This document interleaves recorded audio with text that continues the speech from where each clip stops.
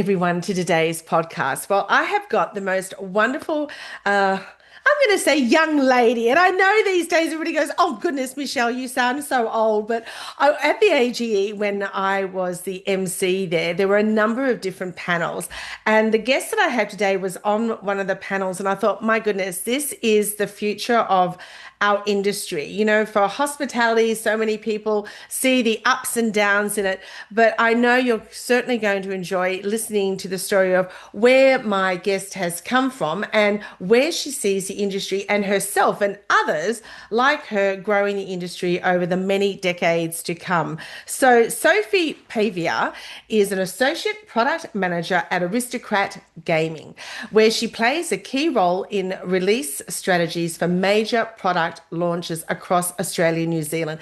Even that is just sounds amazing to me. She began her journey in the gaming and hospitality industry as a gaming attendant while studying a Bachelor of Business at the University of Technology, Sydney. Starting out in pubs and clubs gave Sophie a front row seat to the impact gaming has beyond the machine and sparked a true passion for the industry.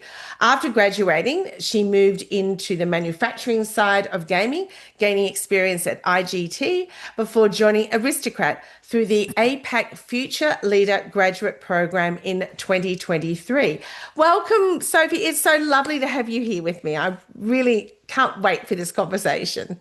Oh no, thank you so much, Michelle, for having me. I'm so excited to just sit down and have a chat. So really Yeah, appreciate your time. Yeah, and look, and as I said at the opening, meeting you at the AGE, and just that we've got amazing people in the industry. Don't get me wrong, but it was just lovely to see somebody so young and that breath of fresh air, of new ideas, and seeing how the industry will progress. So, look, let's start at the beginning. You it came into the world of gaming at the age of and gaming and hospitality at the age of 18. How did that come about? Well, it's funny. I feel like a lot of kids growing up in Australia, pubs and especially clubs play such a pivotal role in our childhoods. Like, it's so simple from things like family events, catching up with friends, even school events and school formals. Yes. They were all hosted in venues like this. Mm. So from a really young age, I sort of developed that appreciation for the way that hospitality venues bring us together. Yes. Mm. And then especially as a child in these venues, when you think about gaming, gaming rooms were always that elusive, adults only area. You couldn't go in there, but you could see, the bright lights and you could hear the wind tunes and you were like, why are all the adults getting so giddy about going in this room? It's a bizarre concept, but it sort of sparked that curiosity from a very young age, being like, what is everyone doing in these special Yes. rooms? Like, Yes. what's going on? What's attracting them? Yes. Mm. Exactly. Um, so yeah, from a very young age, I had a lot of curiosity and appreciation for the industry. Mm. So I knew that it was something I really wanted to do. And, at 15, I did the classic start out in fast food. Yeah. Wanted to be in the industry, do what I can. And then thankfully, when I turned 18, I was able to go into pubs and clubs, Mm. which was such a beautiful experience. I really enjoyed my time in both pubs and clubs. And then I was also very fortunate that my mum was working at IGT Right. Okay. during my teenage years. So she sort of gave me that glimpse into the gaming side of the Mm. industry, and I started to get to know a little bit about what I could do and what the opportunities were. So it was really a combination of all those different things. Yeah, which you brought to this point. And was it interesting having, somebody in your family, your mum, as you said, in the already in that world of gaming and getting that little bit of more of that insight behind the scenes? Do you feel that really, and did she encourage you as well to look into that area of hospitality instead of, both being there forward, forward facing our members and guests, our patrons, as well as behind the scenes? Do you feel that was certainly a big impact on you? Oh, 100%. Mm. I was always grown up with the mindset of especially clubs, like Mm. these are venues that give back to our community. And my parents really stressed that from a young age. Mm. We always went to dawn service and all the way that these venues give back. So I was always had that in mind that this was such a positive and beautiful experience. And then, when I turned 18 and was working in clubs, you got to see firsthand, you Yes. might be the only person that these people talk to in their day. Mm. And you have the opportunity to make, the slightest improvement in their day. So it was really my parents instilled that in me when I was young. So when it did come to, I was a first year uni student in 2019, and I was really eager to get any corporate work experience that I could. Yes. So knowing that I loved the industry and wanting that and having mum, and I was very fortunate that she was able to introduce me to some really pivotal people in the industry. And Mm. a lot of those people are still in my life today, which I'm very grateful for. Um, but it was through that work experience that I was actually able to go to my first AGE in Right. August of 2019. And for anyone who loves the industry, AGE is like the mecca. Yes. It's the be all and end all. So, being eager, being young, getting to see, the breadth and depth of this industry and where it can take you, not just Mm. in gaming, but in hospitality. Um, it was just such a pivotal moment. And yeah, it really definitely sparked. So I'm very grateful to have, and I was very fortunate to have mum in Yes. that position to get that opportunity. So I'm Mm. incredibly fortunate. Yes, and look, you're right, Sophie. The AGE, which is the Australasian Gaming Expo, held in Sydney each year, middle of the year in August. It's massive, and we have got so many vendors that come along, providing direct suppliers, such as the industries like Aristocrat and IGT that have got the machines, but it's everything else that makes the industry, the chefs, it's the soda people, it's the hand wash, it's the plates, it's everything. And in that one space of multiple floors, you get to see how big this industry is and how they all combine. So, with going in there your very first time and being to many more, I'm sure, over the years, you've experienced both the operational and the manufacturing sides of gaming. How did making that transition challenge and grow you professionally, Sophie, do you feel? It was definitely interesting Mm-hmm. because, by the time I was going to manufacturing, I was 21. I was freshly graduated from university, and the Mm. opportunity came up. I started at IGT as just as their corporate receptionist. Mm-hmm. And, at that point, all I had known was shift work. All I had known was working in hospitality. Yes. So it's a very, very big adjustment moving into full-time corporate. The pace is different. The way you communicate, especially, is different. The way you structure your week and your day. It's a Mm. really big adjustment for any, young person in their career. Yes. But for me, it was especially daunting because this was the first step in the industry that I knew that I wanted to be in. Mm. So I was just terrified of making any mistake and any mishap because, these were people that I had already had a prior relationship with. I didn't Yes. want to let people down. Um, and I really just wanted to, build my brand and get my footing in the industry. Mm. So it definitely challenged me and it came with many hiccups. Yeah. I won't say that I was perfect. It came with challenges, but it's all of those lessons that I learned very Mm. early on that have really shaped how I work today and Yeah. how I approach things.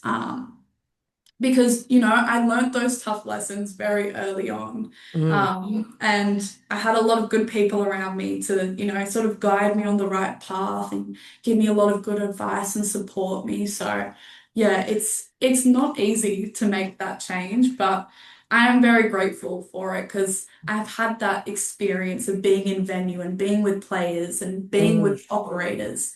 And it's really shaped how I work today on the manufacturer side. Yeah, which is really interesting because, here you are saying you're going from shift work to full time, corporate world, and we see it more often as the other way around in many circumstances, where people see it as that second job. But I really love your take on it. It's like a whole change of pace and communication as well. You're right. And happy to see the same people every day in the same place. Whereas at least with shift work, you can have a little bit of a change in roster.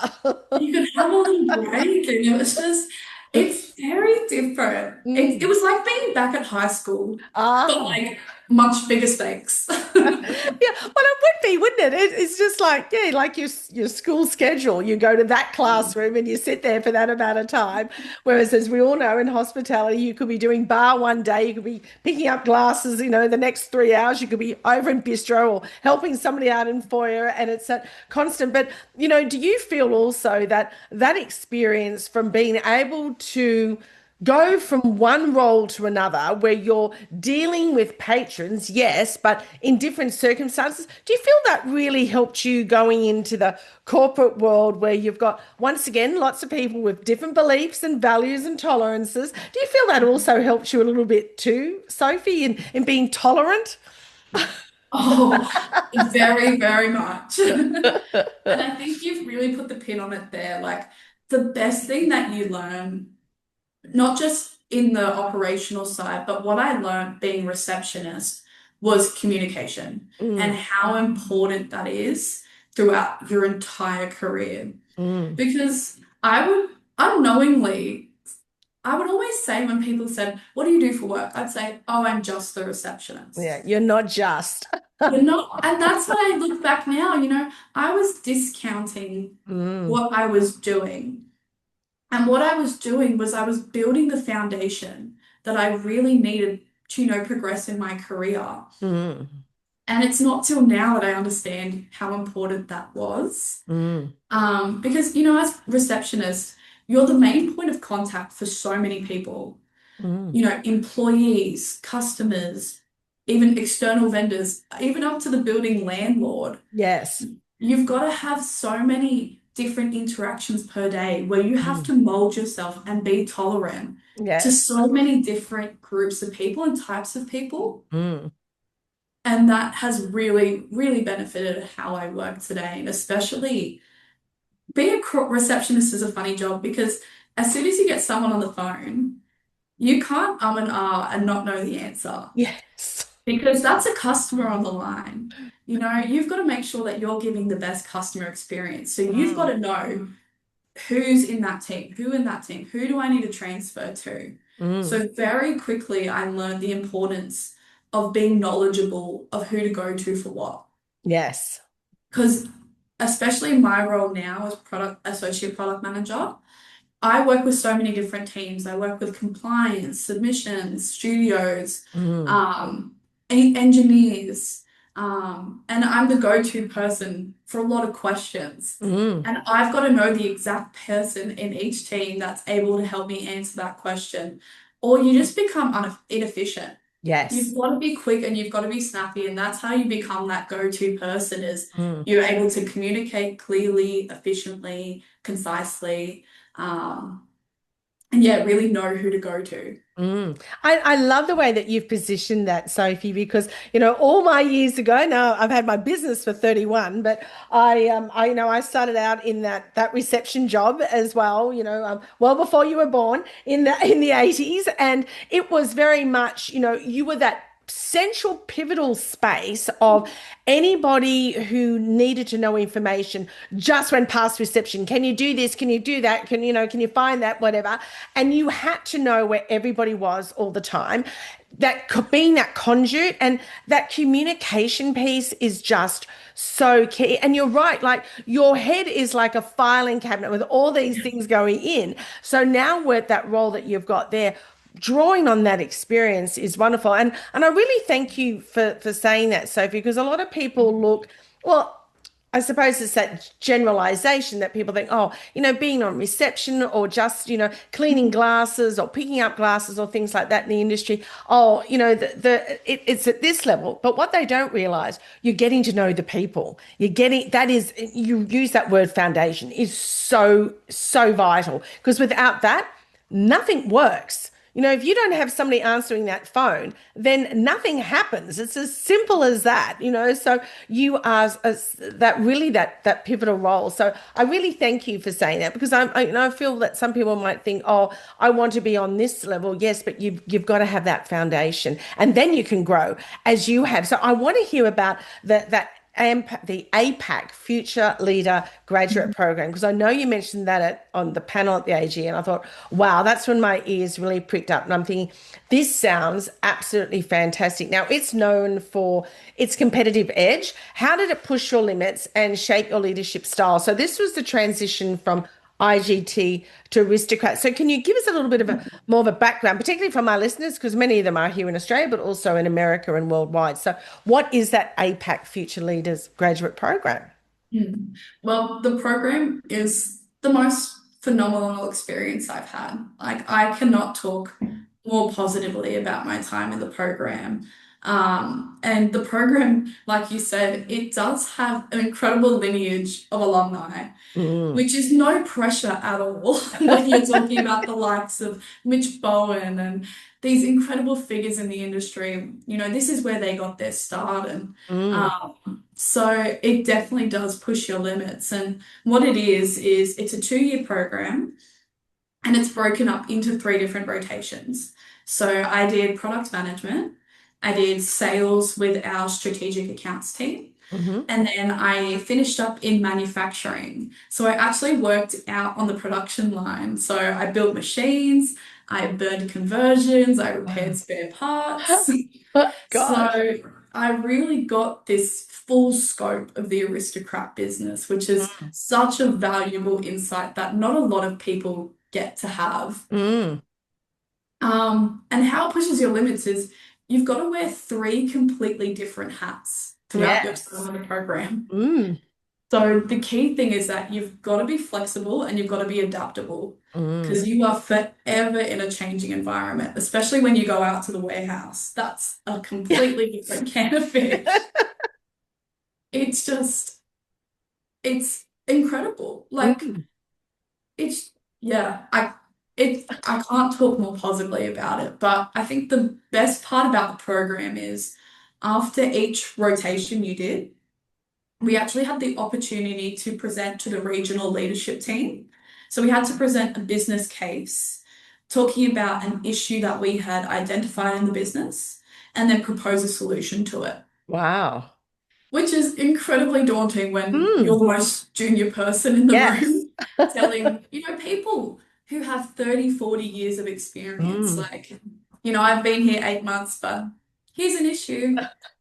So it's incredibly daunting and standing in front of senior leaders and having to present my idea and backing it with data and reasoning, Mm. it really pushes you out of your comfort zone and it really taught me how to think critically, communicate clearly, Mm. and most importantly, have confidence Yeah. in my idea.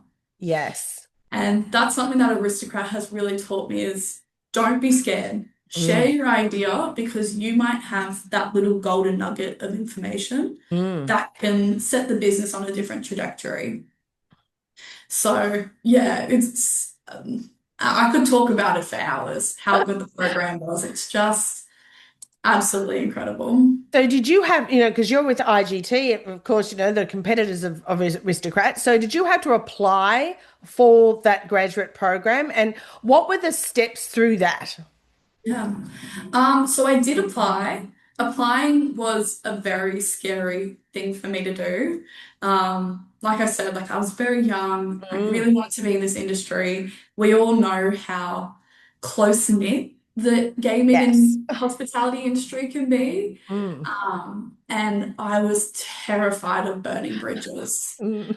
especially so early in my career. Mm. But I bit the bullet, took the leap of faith, I applied, I went through 2 rounds of interviews, Wow. So I interviewed in person, and then I did an online interview for my second one. And then, yeah, thankfully got the call a couple hours after the second interview. I was actually going on holiday. I was going on a cruise, and I was driving to the terminal, and I got the phone call that said, "We know you're not going to have reception for 2 weeks, but we just want to know, do you want the job?"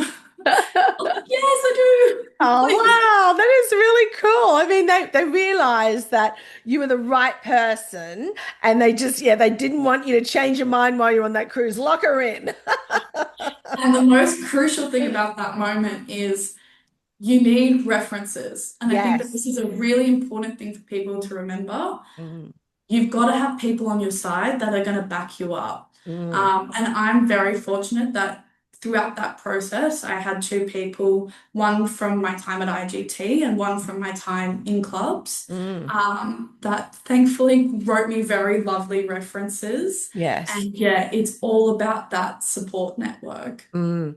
And thank you for saying that too, because I think, everybody feels a little bit, oh, how do I ask for a reference? And I'll even say myself, when I was going through my certification as a professional speaker, we had to get testimonials from a number of clients. And even though, I'd been experienced for many decades, it was that, but once you asked for it, people were happy to give them to you, and it was genuine, and I'm sure they either made you cry or feel that emotion when you read it because nobody realizes the impact that they have on not only just one individual but for many. So references are key. So you've got this role. Were there other number of graduates, or was it like there was only a number of you applied for just one person on the program? So there were three spots. So Perfect. because there were three rotations, we each sat Ah, in one yes. rotation at the time. Mm. So yeah, we had a cute little group of three of us, which was very fun. Good. And were you able to do some group work or was it all very individual? Have you kept together? Is there some sort of connection and now that you're part of the alumni as well? Yeah, we were very close knit, the three of us. It was really great, especially in those early stages, Mm. because we were all experiencing this for the first time together. Yes. So to have that support network of you understand me, I understand you, it really helped with the early stages. Because again, like just like the transition from operations to IGT, IGT to Aristocrat was a big Yes.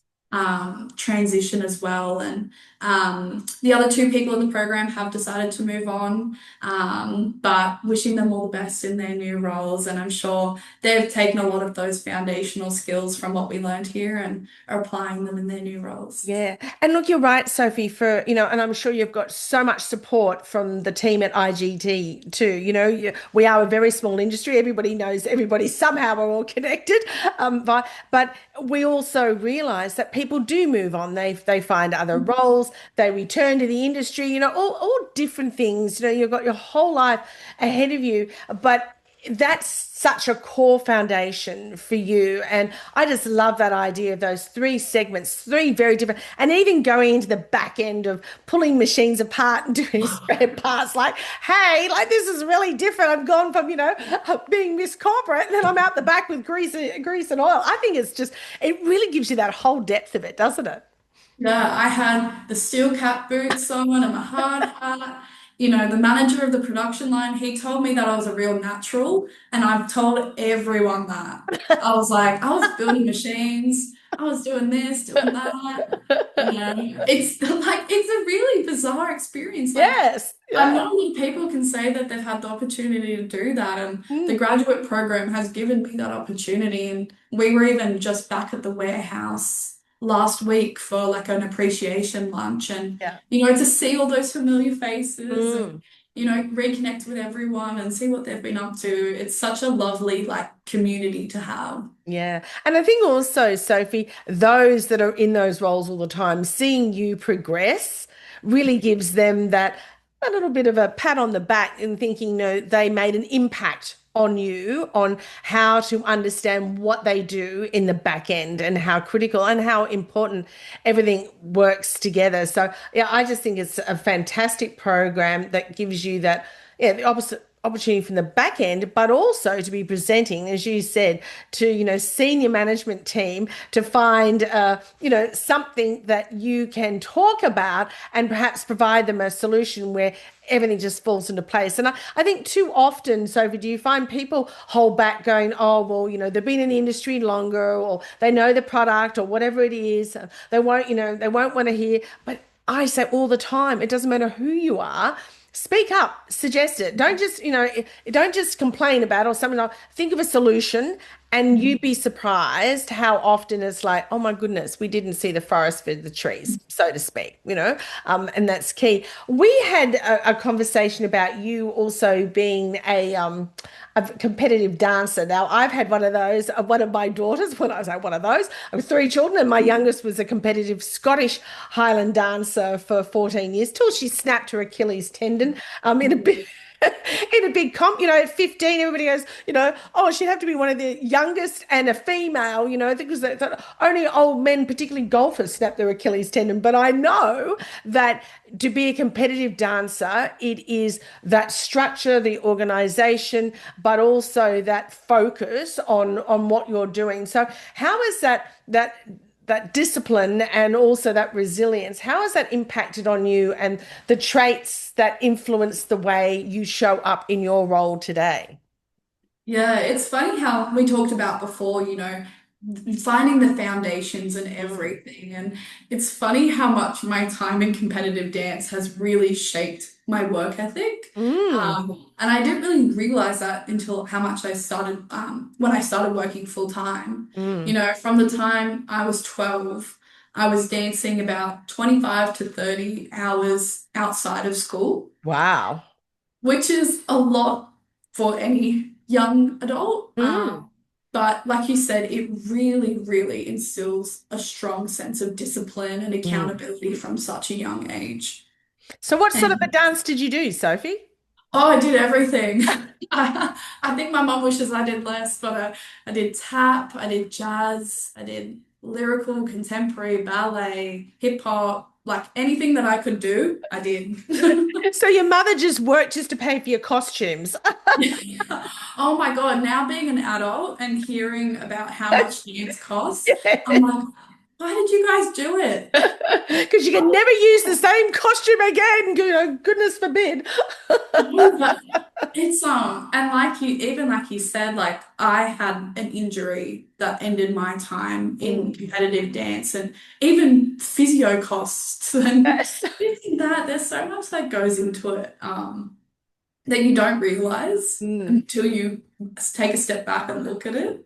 that's true. Um, but it really even through all that hard struggle of being injured and this and that, Mm, it teaches you that, success really comes from consistency yes. and improvement only comes with persistence. Mm, And that's something that I really try to use in my everyday work is I can't be the best from the start line.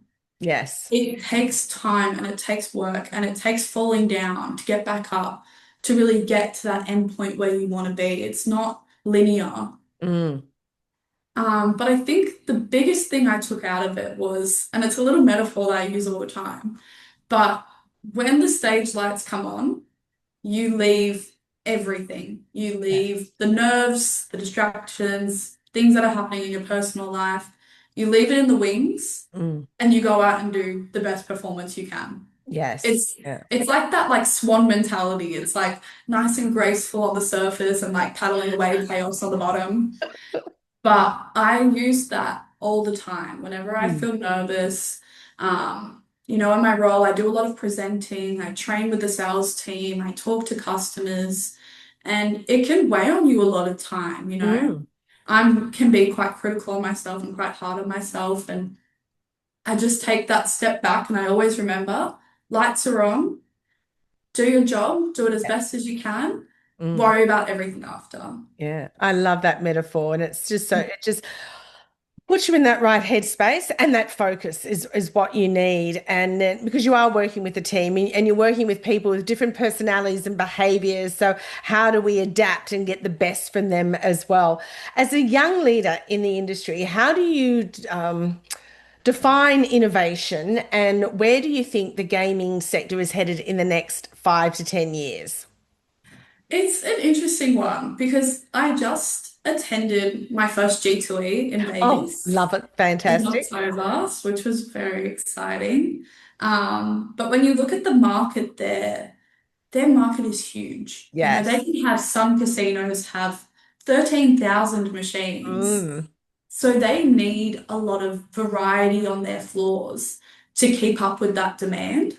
mm, And so when you look at their market, they have so much innovation, so many different mechanics and themes and licensed brands mm. to really keep their players engaged. But if we look at ANZ, it's a completely different market. Yes. It's a much smaller venue. You know, hotels, we can only have 30 machines in New South Wales. Mm, And our customer base is largely made up of repeat customers.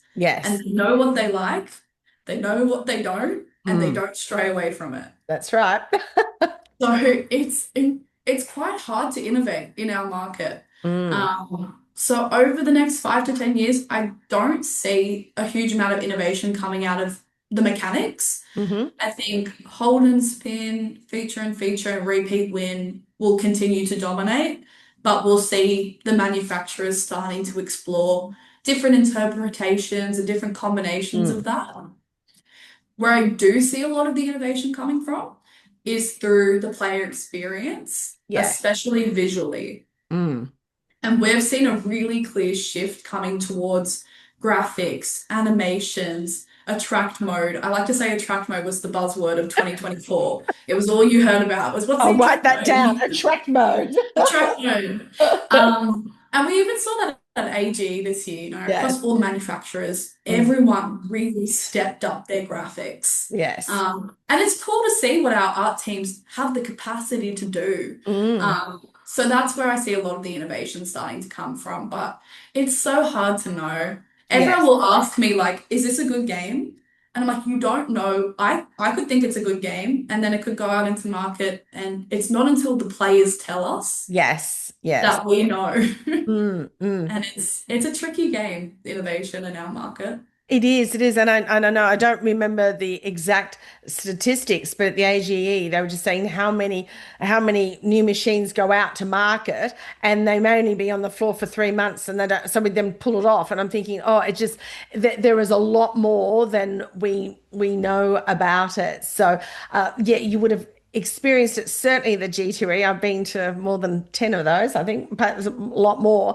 And it really is the true insights and seeing that market, and of course we've got the Asia market, which is probably a little bit similar to ourselves here, but we have very strict regulations that we all need to apply to here in Australia and New Zealand. So it's adapting to that as well. But I'm so glad you've been able to go there and hopefully got to go to some of the seminars. I spoke at one of the seminars back there in 2019, and oh, I just love being on the stage and just being in that room, in that environment of people that come from all areas across America is just fascinating. So look, we could talk all day, but I know that you have got 1,000 things to do. So I'd like to ask you just one final question, Sophie. What advice would you give to other young professionals like yourself, starting out in the hospitality or gaming industries, especially those who want to make bold moves that you have? Well, there's two things that I always try to remember, and I was taught very early on in my career, which I was very lucky. But the first one is one that I think we've talked about a bit, but it's building a network. Mm, yes. Like there's nothing better than having a lot of people behind you, and I'm incredibly grateful that throughout my career, I've built this incredible network of mentors and leaders Mm, and peers who have really guided me and supported me and had the confidence, like had backed me when I haven't had the confidence to. mm, And a crucial thing is I've had a lot of mentors that have pulled me up when I've needed it the most. yeah. And I think that's the key is having the right people who are going to challenge you and give you the feedback even when it's tough and it's uncomfortable. But having those tough conversations have been some of the biggest drivers of my growth and Yeah. have been really invaluable. So Mm. definitely, like it's true what people say. It's not what you know, it's who you know. Yes. And a lot of my best opportunities I have had have come from, building my network and showcasing my personal brand within the industry. And, Mm. people pick up on that and people will remember you as that front of mind person. So Mm. definitely build your network. Mm. And then the second one I would have is it's really key to remember nothing is given, everything is earned. Oh, yes. Yes. Mm. And confidence can be an incredible tool. Mm. And being your own advocate is really essential. But there can be a fine line when confidence turns into arrogance. Yes. And once that confidence tips over into entitlement, especially around development and opportunities, Mm. you risk losing your support network because people will lose faith in you. And, you'll lose a lot of those opportunities and you won't be that front of mind person Mm. anymore. So, and it can be tough, with success comes recognition and it comes compliments and it comes praise. Mm. But you've just got to stay humble and remember what got you here in the first place and appreciate it and never take it for granted. And that's something I always remember is just there's a fine line and you can't cross it. You've got to stay on the right side of it. Yeah, wonderful words of wisdom. And I really love the point that you made about having the mentors, whether they are informal or formal, knowing those in the industry is very true. And no matter who they are, it's keeping that connection with them. Are you on LinkedIn, Sophie? I am a big LinkedIn girl. I love LinkedIn. I will talk about LinkedIn till the cows come home. I always tell everyone it's the best way to build your personal brand and it's the Yes. best way to get recognized because people come up to me at so many events and they go, "You don't even need to tell me what you've been doing because I see you on LinkedIn all the time." Yeah. And they're like, "Look at all the incredible things." And I think it is hands down the most valuable tool that you can have as a young professional. Thank you for that because I've been on LinkedIn, I think, since the day one it started, just about.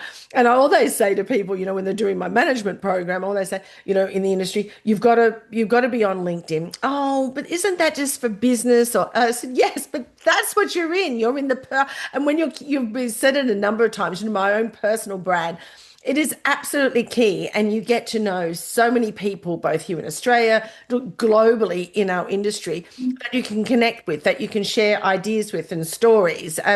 That's how you develop, Yeah, both professionally 100%. and personally. So, yes, for the listeners out there, join LinkedIn or be active on LinkedIn. That's Yes. probably the Joining's the easy part. yes. It's getting active, which is the hard part. And everyone gets scared. They're like, "Oh, I'm gonna come off as, I'm bragging or gloating." And it's like, no, you're not.